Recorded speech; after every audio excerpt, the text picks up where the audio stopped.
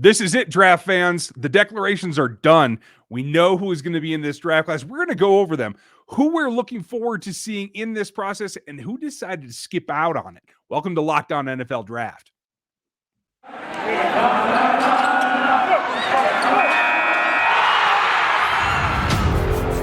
You are Locked On NFL Draft, your daily podcast covering the NFL Draft.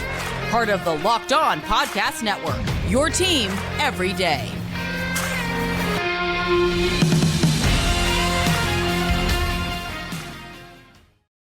Welcome to another episode of the Locked On NFL Draft Show.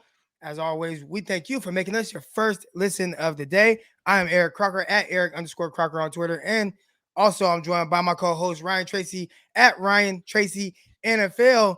Man, we're getting into it. Got some draft prospects, some guys that have declared, and we want to introduce you to some guys that you may not know, some other guys that you may know, but we're going to start to fill out kind of how this thing is going to, shape up, and definitely end up getting into some of our rankings. Those will be coming pretty soon. But first, man, we want to jump straight into it and talk to you a little bit about, I want to start with David Bell. All right, David Bell Jr., and these are all underclassmen.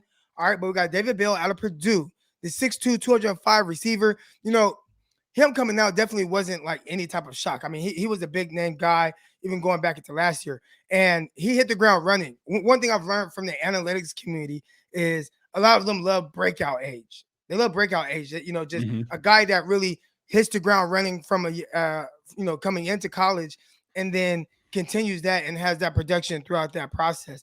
And David Bell, he's a guy who was a 1,000-yard receiver as a freshman over in the Big Ten. I think that's tremendous. Second year was a little down, but last year, this past season, 93 catches, 1,286 yards, and 6 touchdowns. And we're talking about a receiver that, he doesn't have like the best of quarterbacks, throwing to him. Like, I don't even think we know who Purdue's quarterback is. In previous years, a lot of guys, they talk about Rondale Moore. As we're recording this right now, the Arizona Cardinals, they're getting pummeled by the LA Rams. But Rondale Moore is playing in that game. When he was at Purdue, when they went 21 personnel, Rondale Moore was not on the field, but David Bell was. So he's that big body outside guy who definitely can win vertically down the sideline. He does a tremendous job of catching, using his hands. I think route running, he's good. I watched him against Greg Newsome, the second against Northwestern in 2020. And I thought, like, that was kind of a coming out party for me when it comes to Greg Newsome. But just seeing some of the ability and how they utilize Bell, I thought that was terrific. So that's one guy I wanted to start off with. I know you have a guy that you're interested in introducing. Yeah, there's honestly too many of them for me to keep track of. But one guy that I thought really showed himself well, we talked about him a little bit in the run up here. Trayvon down at Georgia, Trayvon Walker is going to be out. We thought, hey, that should happen right away. It took a day or two. Like, I thought it would be, hey, the next day, thanks for playing the championship game. We'll see y'all later. We'll talk about one of his teammates, or maybe even a couple of them here coming up later. But for him, I think that what we saw as the whole front for that championship game for Georgia really took a step forward. I think it solidified the fact that, yes, there's Hutchinson and Thibodeau, and then it's kind of an open pack. And there's room to be had to be the number 3. And this year, the number 3 could still be a top 10 selection. We won't know until we're done. And so I think it was a good opportunity for him. And quite frankly, given that rotation and the attention that was given to the inside players in Wyatt and Davis over there, Jordan Davis is also coming out. I think it made it hard for him to go back and have that same kind of lack of attention. Yeah. We'll talk about that, what it means for one of his other teammates here coming up later. Yeah, and speaking of national championships, all right, you talked about, playing in a big game and winning. Well, this was a guy, Cordale Flott, the cornerback or nickelback out of LSU. He also has declared now, and he played alongside some terrific corners there at LSU really throughout his entire time there. From the start, he had Fulton and Stingley, and he played more in the slot. And then I was expecting like, okay, the next year it's going to be Flott and Stingley, and they're going to be terrific. And all of a sudden you see Elias Ricks, he kind of steps in and he kind of takes control of that whole situation. So, Flott, it was interesting to see him declare. I'm not sure he had quite the career at LSU that I thought he potentially was going to have. Obviously, I like watching my cornerbacks and seeing his versatility, that was something that really jumped out to me. I think he has big time ability with his feet, his change of direction. He's a little slight. So that's something I'm interested to see. Like, do they NFL kind of build on that frame, or throughout the draft process, does he build on the frame on that frame? Because at 6'1", he's listed at 6'1", 165 pounds. That's really light in the pockets there, especially if he's going to be more of a nickel, which he played at LSU. And in the NFL, when you are a nickel type guy, they're going to be asking you to do a little bit more of playing in that box, being able to take on blockers, being able to take on receivers, get off of blocks. All those type of things, take on pulling guards and linemen and be able to take some of that impact. And that 165, that's just a little light. So I'm curious to see how this whole thing plays out. I like the upside and potential, but in a class that I think is pretty deep at corner. And again, once I dive into his film even more and have a pure evaluation of who he is and what he brings to the table, I think that's a guy who may creep up some draft boards a little bit. But man, again, LSU, I don't know what happened last year. They've been kind of down as of late, but he's definitely one of those guys. He has the talent there, so we'll see. But he's definitely a guy who, he's going to the draft. So we're going to see how that whole thing plays out. And got a couple more guys. I know Ryan Tracy has 2 more guys that he wants to talk about that have declared. We're going to get into that right now. But first, we want to talk to you a little bit about BetOnline. And BetOnline would like to wish you a happy new betting year as we continue to march into the playoffs and beyond right now in the NFC and AFC playoffs. All right, BetOnline remains the number 1 spot for all sports wagering action in 2022. New year and new updated desktop and mobile website to sign up today and receive your 50% welcome bonus on your first deposit. Just use the promo code LOCKEDON to get started. From football, with the playoffs going on right now, man, get in on all that action. You got basketball, hockey, boxing, UFC, right down to your favorite Vegas casino games. One of my favorite is roulette.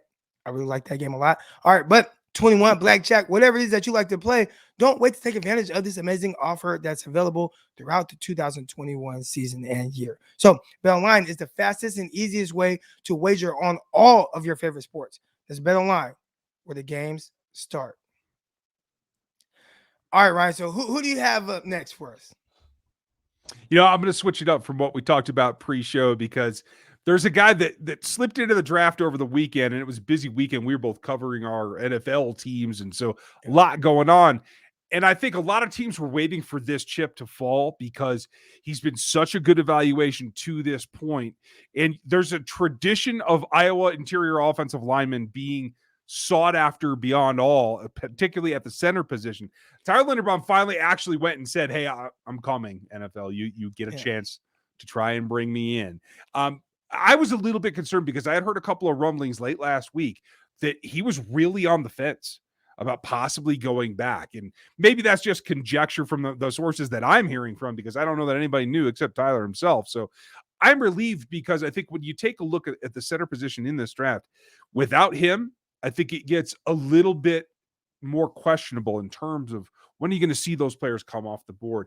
I think we've seen a lot of success in recent years, certainly with Creed Humphrey getting 10 All-Pro votes this season as a rookie center in the NFL. That's significant. And I think O-line play has been down for a number of years. So I'm excited to see Linderbaum come out, declare himself, and get himself into the league to really up the level of offensive line play in the NFL.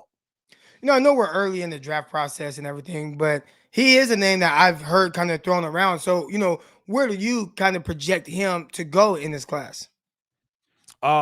He's the top center, clearly. I think he's the top interior offensive line when it's all said and done. The question is value, as it always is with interior offensive linemen. So I do think he has a chance to be in the first round. I have to see how it all stacks out when we get the evaluations done. Right now, I'm guessing high 20s, somewhere around there, is some place that a playoff team can go, we can instantly upgrade our offensive line by just taking this player from Iowa. Right. Yeah. And that's going to be interesting to see how that whole thing plays out. My next guy that I want to kind of get into, and I think there are some different thoughts on this guy. I talked to one other guy, just recently last week, and he's much higher on this player than I am. But I have Jalen Wydermyer, tight end out of Texas A&M. Big guy, 6'5", 265 pounds, but the way that the NFL is kind of going now, it's a lot more spread out, and you have these tight ends that are like really fluid, and they have these good hips and movement skills, and their like pass catching skills are just really natural, and the run after catch is really good. And it seems like NFL teams are starting to prioritize that a little bit more, especially guys that are going really high, like especially like first round, even some of these second round guys. And Wydermyer, watching him, it was interesting to see how much they used him as an inline blocker in the game that I watched especially against Alabama. Like they put him in there, they'd either line him up with his hand in the dirt on one side, and he'd just stay and block. They'd motion him to another side, he blocked from there. I thought when he was running routes, I didn't see like this separator. He was definitely someone that wins more with his size and frame and ability to kind of box guys out, as opposed to, I just I'm more of a speed guy. I'm going to beat you with either speed or routes, which we've seen a lot of tight ends coming to the NFL now and win that way. I don't think it's quite that, but he does have that big frame. So, they did a good job of kind of throwing the ball up to him in the end zone and kind of utilizing him as a red zone threat. Only 40 catches, 515 yards, and 4 touchdowns on the season. And we know that A&M, they haven't really had that quarterback position solidify, especially over this past year. There's people that are really high on him. I don't think I'm going to be as high on him as others. I think even I've heard some guys even like him as a first round type talent. And wow. Well, yeah. It was interesting to hear that. We'll see where the NFL, how they feel about him. But right now, I'm not as high. But he's interesting to see him kind of declare and how this whole process goes for him. So, what's one of your next guys? Go ahead. How do you feel about that role in general? Because we've seen like the athleticism really take steep inclines for the tight ends lately with the Kelseys and the Wallers and guys that can run like they're big wide receivers. How does the power forward type really fit in today's game? Or do you think that it does? Because I have trouble seeing a first rounder. Yeah, it almost reminds me, and I like that you said power forward, kind of utilizing that basketball analogy, because in basketball, we've seen that they've gone away from just like the pure big man, right? Like it's almost positionless where all 5 guys can run the floor. And that one guy that, okay, he's really big, but he's just kind of a big guy that maybe blocks shots. Teams don't value that as much. And when you look at him, he's kind of the tight end version of that, a guy who wins a certain way and he big frame, but he's not really running away from people. I think that the run after catch is not quite there. The ability to really separate, like I mean, obviously you talked about, Kittle, Kelsey, and we've seen what Kelsey has done. Waller, those guys are freaks. But I mean, TJ Hawkinson, Gesicki. I mean, there's all these tight ends now. You're seeing how they win. Andrews, they're more than just a big body. They are receivers with a bigger frame, and I'm not quite seeing that. So I would assume that he will kind of fall a little bit or not go as high as the guy that I previously talked to about him. I mean, I would think more like a third or like a late day 2, early day 3 type guy. And, maybe a team wants to utilize him as kind of that, second or third tight end on their roster that can come in and do some blocking things, but also have some pass catching ability. But maybe I'm wrong. I have to watch more about him, but it was just interesting to see him declare based off of what I saw initially from his film. Yeah, I hear you. The last guy for me on I'm glad that he came out kind of list from my perspective, and I'm focusing here on these late declarations because it's a lot of decision making, especially when you're in the college football playoff or God forbid the actual championship game. Like all of a sudden you've hit the pinnacle of this sport and you have to make a decision about your future within days. I think that's really difficult. And Christian Harris decided to elect to come into the draft. I think it's a great decision on his part. I also think it's a conundrum for all the NFL teams because I would probably describe the bulk of his season as ho-hum. Not anything that I was like overly enthusiastic about in terms of like his grade against the Nakobe Deans and the Devin Lloyds of this class, right? But then he gets to the championship game, and I think that performance alone showed you the downhill athleticism, the ability to attack, the fact that he can raise his intensity level. I think that is probably, when you take a step back from it for him and from his representatives, that's about as good as you're going to show. Going back doesn't really gain you anything. So for him, he put his best foot forward and his best film out there. But now, can the NFL teams actually trust that? Or do you feel like it falls back to the mean and he can maybe have some pop out games? That becomes the question. He's one of the most intriguing evaluations in this class to me. Yeah, and there are a lot of intriguing evaluations. We're going to get into more of those guys. Some guys that we thought might come out, but said, I'm going to go back to college. All right, we'll get into those guys right now. But first, I want to talk to you guys a little bit about TurboTax. All right, people think that, unusual circumstances mean complicated taxes. But for TurboTax Live experts, that's what makes this thing very interesting. Maybe you inherited a condo and are renting it out, and maybe, you're getting paid in crypto and aren't sure exactly how it's taxed. For TurboTax Live experts, an interesting life can mean an even greater refund. Luckily, TurboTax Live can match you with the right expert who is an experienced, in your unique situation and can answer all your tax questions right from your phone or computer.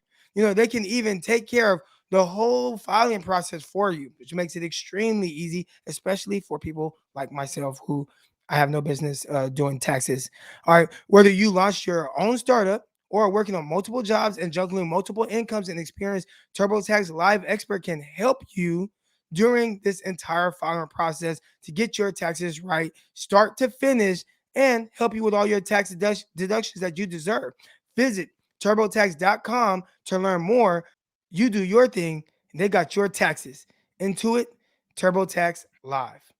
All right, so let's get into some of these prospects that we thought would come out, and maybe they would have been a day 2, day 3 pick or whatever the case is, but maybe I guess they feel like going back to college for another year would help. And when we've seen this, now maybe want to get your thoughts on this with some of these prospects in prior years.